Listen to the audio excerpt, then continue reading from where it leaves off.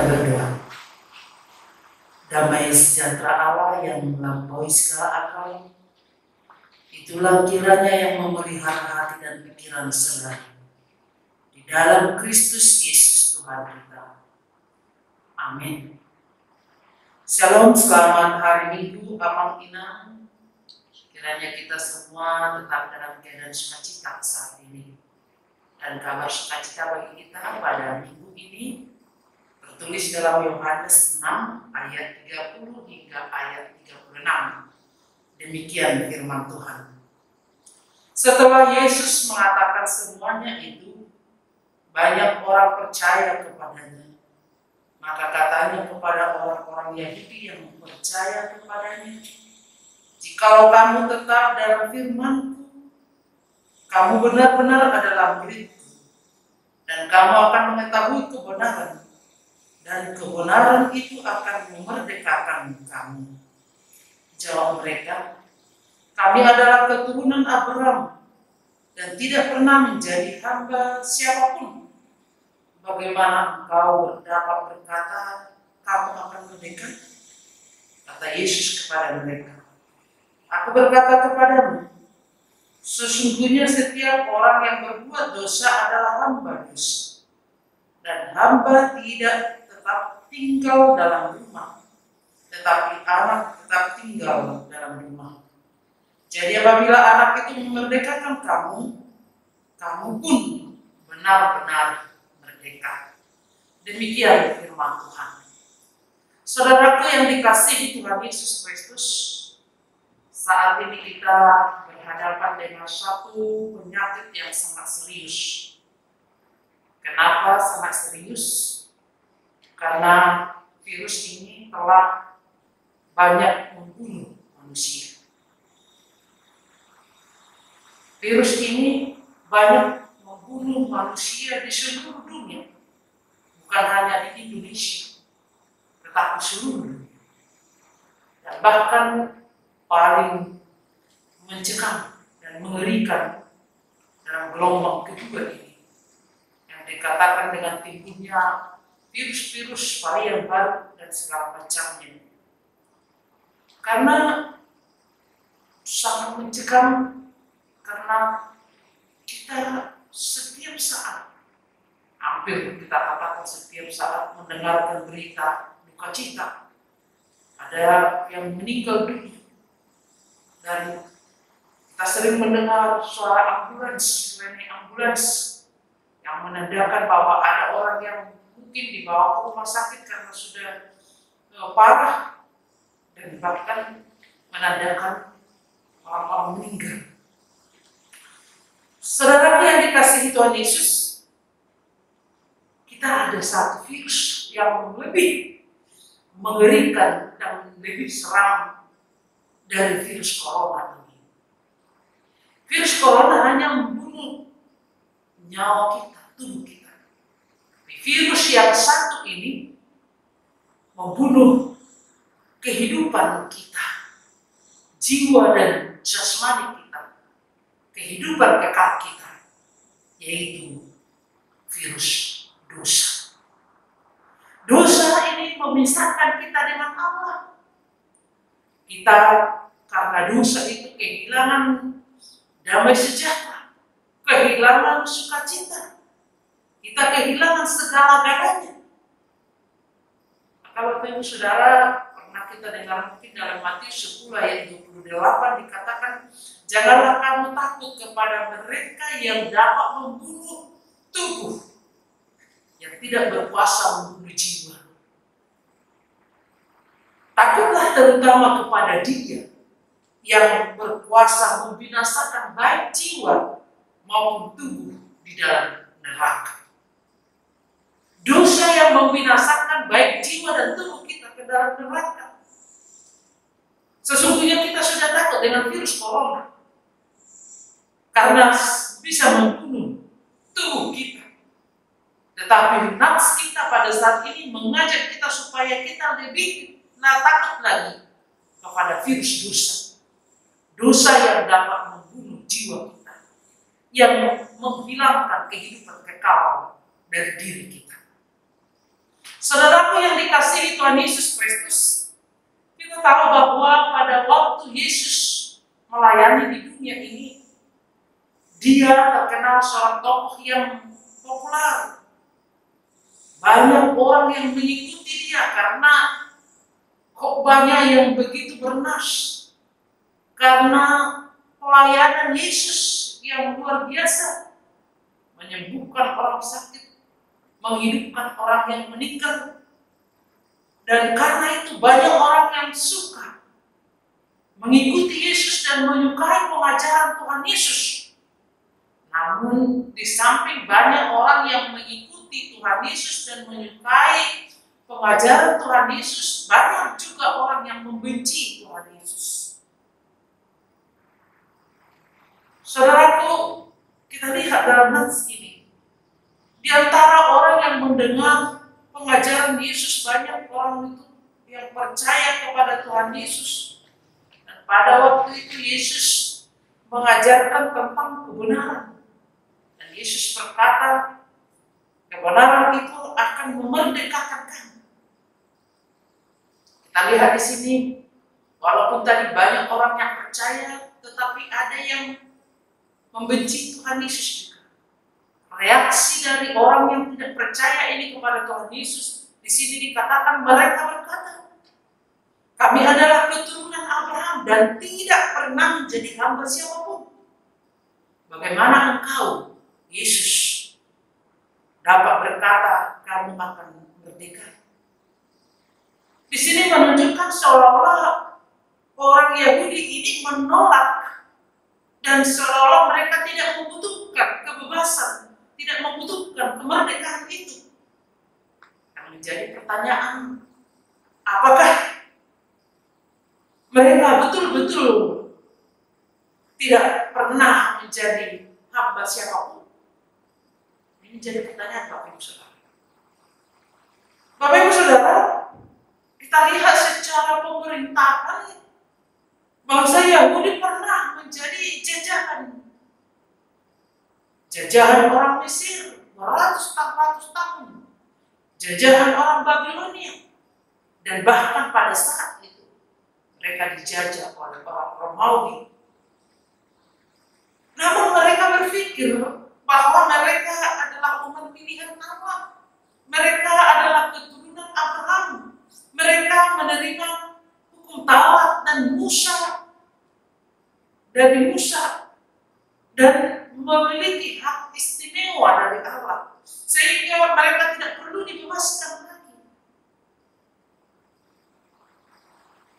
Lalu Yesus berkata kepada mereka, aku berkata kepadamu, sesungguhnya bahwa setiap orang yang berbuat dosa adalah hamba dosa.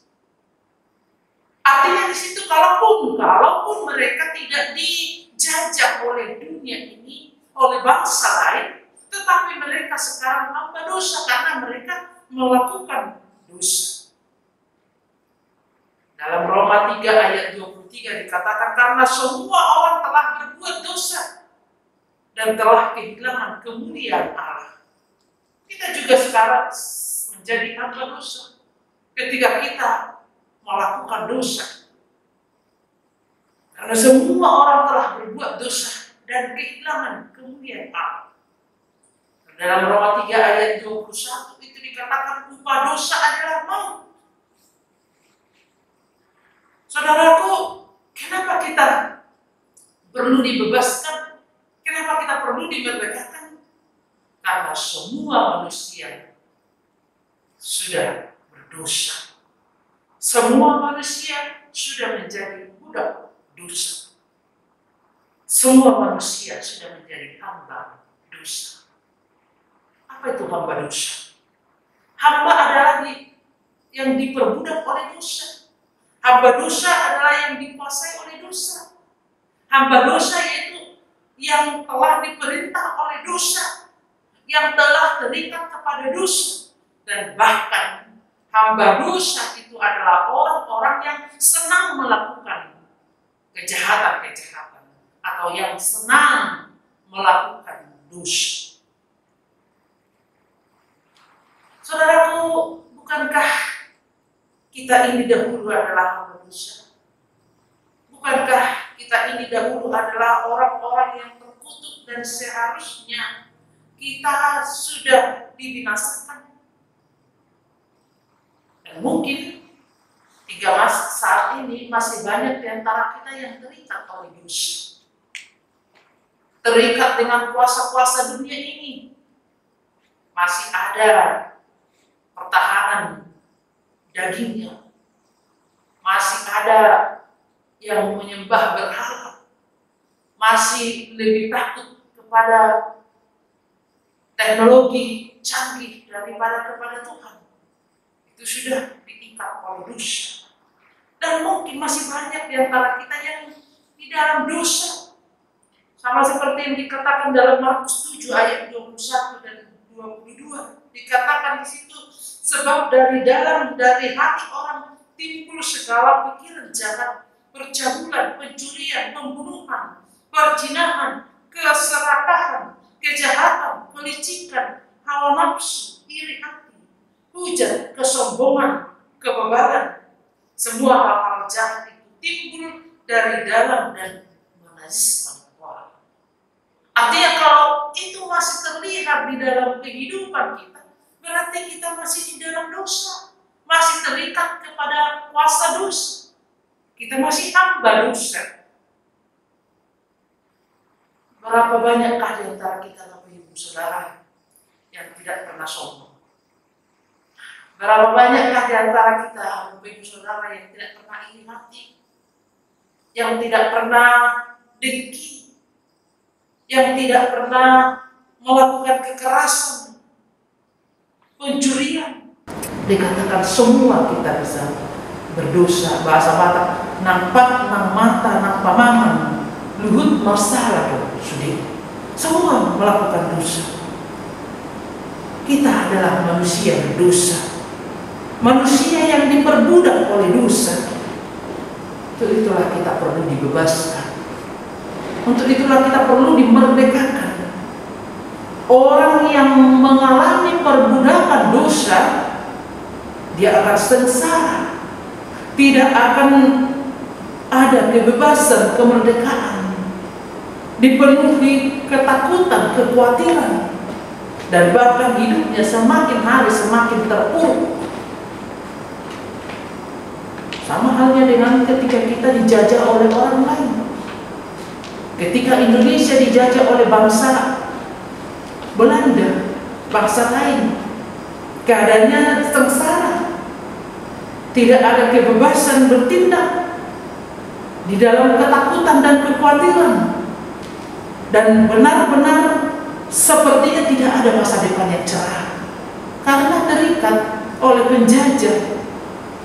Semakin hari semakin terpuruk. Karena itulah para pahlawan kita dengan gigih untuk berjuang, memperjuangkan kemerdekaan itu. Dan kemerdekaan kita adalah karena anugerah Tuhan yang memberkati Indonesia. Saudaraku yang dikasihi Tuhan Yesus Kristus, Nats ini benar-benar seturut dengan Agustus adalah bulan kemerdekaan bagi Indonesia. Artinya ketika kita benar-benar benci dengan penjajah itu, benci dengan perbudakan itu, kita diajak juga untuk mau memerdekakan diri kita. Merdeka dari perbudakan apapun yang ada di dunia ini. Secara khusus orang Kristen harus merdeka dari perbudakan dosa, supaya kita bisa hidup damai, hidup di dalam kebahagiaan, dan masa depan kita akan cemerlang. Saudaraku yang dikasihi Tuhan Yesus Kristus, oleh karena itu kita hamba dosa, kita perlu dibebaskan, kita perlu dimerdekakan. Yang menjadi pertanyaan, apakah kita mau dimerdekakan? Apakah kita mau dibebaskan? Jangan mau lagi terikat di dalam perbudakan itu, terikat dalam perbudakan dosa, terikat dalam perbudakan kejahatan, perbudakan yang mengintimidasi diri sendiri. Dan bahkan jangan lagi kita mau menjadi penjajah, memperbudak orang lain, mengintimidasi orang lain, menindas orang lain. Saudaraku yang dikasihi Tuhan Yesus, siapakah yang dapat memerdekakan kita? Yang menjadi pertanyaan tadi, siapakah yang dapat memerdekakan kita?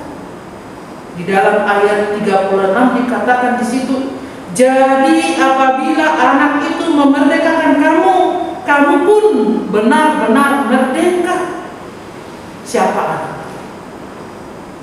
Kita tahu bahwa anak itu adalah yang diutus oleh Allah Bapa dari surga, datang ke dunia ini menjadi manusia dan bersama-sama dengan kita manusia berdosa ini. Dan dia bahkan seperti dosa karena dosa kita. Dia adalah Tuhan kita, Yesus Kristus, Anak Allah.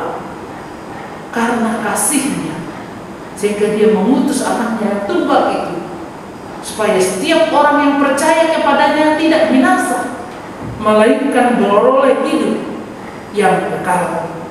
Dia mengutus anaknya Tuhan Yesus Kristus untuk membebaskan dan memerdekakan kita dari dosa itu. Ketika kita percaya kepada Tuhan Yesus Kristus, kita menyerahkan hidup kita kepada Tuhan Yesus Kristus, disitulah kita sudah dimerdekakan, sudah dibebaskan. Dan orang-orang yang sudah dibebaskan oleh Tuhan Yesus Kristus, otomatis statusnya berubah. Dari status hamba dosa sekarang menjadi status anak-anak Allah. Dari status hamba dosa sekarang menjadi status pewaris kerajaan Allah. Itu sukacita bagi kita Bapak Ibu Saudara. Dengan anaknya Tuhan Yesus Kristus yang telah diutus ke dunia ini, status kita sudah berubah dari hamba dosa menjadi anak-anak Allah, menjadi pewaris kerajaan surga. Itu dilakukan di kayu salib. Yesus harus tersalib demi menebus kita, demi mengangkat kita dari status hamba dosa itu menjadi anak-anak Allah, pewaris kerajaan Allah. Tetapi Bapak Ibu Saudara, yang menjadi pertanyaan sekarang, kenapa masih banyak orang yang menyatakan dirinya sebagai orang percaya, pengikut Kristus, orang Kristen, tetapi hidupnya tidak mencerminkan teladan seperti yang ditunjukkan oleh Tuhan Yesus. Masih banyak orang yang tidak mencerminkan hidupnya sebagai pengikut Kristus. Masih terjadi penjudian, mabuk-mabukan, KDRT, perselingkuhan, iri hati, hujat, kesombongan, keserakahan, kelicikan, hawa nafsu, dan segala sesuatu yang seturut dengan itu. Masih banyak kesombongan.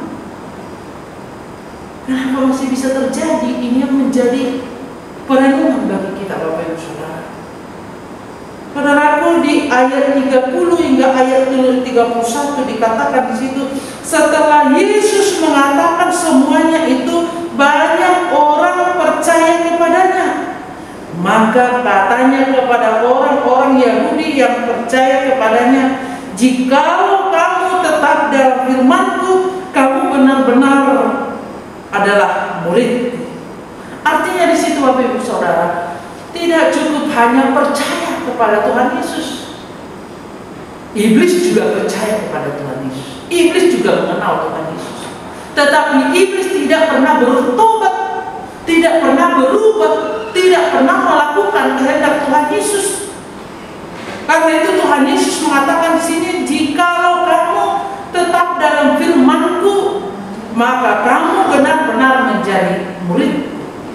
Artinya progres dari kepercayaan kita itu, kita tetap harus diam di dalam firman Tuhan, tetap hidup di dalam firman Tuhan, supaya kita benar-benar menjadi murid-murid Tuhan Yesus. Bukan hanya sekedar percaya tidak cukup. Namun langkah selanjutnya adalah kita tetap di dalam firman Tuhan. Kata tetap artinya di situ Bapak Ibu Saudara tinggal, tetap atau diam dan mematuhi. Dan paling cocok gambaran di sini adalah gambaran pohon dan ranting. Maka Yesus mengatakan Yesus adalah pokok dan kita adalah rantingnya. Artinya tidak bisa terpisah antara pokok dan ranting itu. Ketika ranting terpisah dari pokok, maka ranting itu tidak berguna lagi. Jikalau kita mengatakan kita percaya kepada Tuhan Yesus, mari tetap hidup di dalam Tuhan. Hidup di dalam Tuhan, dan itu bukan hanya pada waktu-waktu tertentu, tetapi hidup di dalam Tuhan itu secara terus-menerus, kontinu. Tidak ada jedahnya, tidak ada batasannya, tetapi terus-menerus kita hidup di dalam Tuhan, hidup di dalam firman Tuhan. Maka kita selalu belajar tentang firman Tuhan, selalu menghidupi firman Tuhan, menggumuli firman Tuhan, rindu mendengarkan firman Tuhan, rindu melakukan firman Tuhan. Orang-orang yang hanya sekali-sekali untuk membaca firman Tuhan itu belum cukup untuk menunjukkan bahwa dia diam di dalam firman Tuhan. Kita harus terus-menerus merindukan firman Tuhan itu. Dan orang yang telah terus-menerus belajar dalam firman Tuhan itu akan terlihat juga terus-menerus mengubah gaya hidupnya, gaya hidup yang semakin seturut dengan kehendak Tuhan, dan terus-menerus untuk memperbaiki kehidupannya supaya seturut dengan firman Tuhan. Saudaraku yang dikasihi Tuhan Yesus Kristus, dan yang melakukan firman Tuhan ini juga diminta dari kita supaya benar dari hati yang terdalam. Bukan hanya lip service, bukan hanya di luar saja. Karena seperti khotbah kita minggu lalu, orang yang agamis belum tentu menunjukkan kehidupan rohani yang sesungguhnya. Yang terlihat seolah-olah agamis, tetapi sebenarnya ada topeng yang menutupi kebusukan-kebusukannya. Bukan seperti itu. Tetapi kita harus benar-benar hidup di dalam firman Tuhan, sehingga kita benar-benar murid Tuhan Yesus. Murid Tuhan Yesus, dia akan selalu mengerjakan keselamatannya di dunia ini. Dia tetap mau merubah dirinya supaya turut dengan kehendak Tuhan. Dan itu akan dia dapatkan ketika dia mau terus-menerus belajar dari firman Tuhan, bersekutu dengan Tuhan, merasakan dia satu dengan Tuhan Yesus, dan kesatuan dia dengan Allah Bapa, Anak, dan Roh Kudus itu selain mendorong dia untuk tetap memperbaharui dirinya, senantiasa berlaku, berkata, dan hidup seturut dengan kehendak Tuhan. Dia akan menjauhi segala keberdosaan, dan bahkan dia akan mau menjadi alat Tuhan untuk memerdekakan orang-orang yang tertindas, orang-orang yang termarginal, orang-orang yang terikat oleh apapun itu di dunia ini. Dia akan menjadi alat Tuhan untuk membebaskan itu. Sebagai ucapan terima kasih karena kita telah diselamatkan oleh Tuhan Yesus, dan kita sudah dibebaskan dan dimerdekakan. Kita bukan lagi hamba dosa, tapi sudah menjadi anak-anak Allah. Anak-anak Allah, seperti apa yang dikatakan dalam Matius 5 itu, berbahagialah orang yang membawa damai, karena mereka akan disebut menjadi anak-anak Allah. Amin. Kita berdoa. Bapa yang baik, terima kasih Tuhan dengan firman yang kami dengar menyapa kami, supaya kami mengingat dan tetap tinggal di dalam firman. Karena Engkau telah datang di dunia ini membebaskan kami dari kuasa dosa. Karena Engkau telah datang ke dunia ini merubah status kami. Yang tadinya kami adalah hamba dosa, sekarang kami sudah menjadi anak-anak Allah. Untuk itu Tuhan, mampukan kami supaya kami tidak lagi jatuh ke dalam kuasa-kuasa dosa. Kami menjauhkan segala kejahatan-kejahatan, sehingga hidup kami menggambarkan hidup sebagai anak-anak Allah di dunia ini.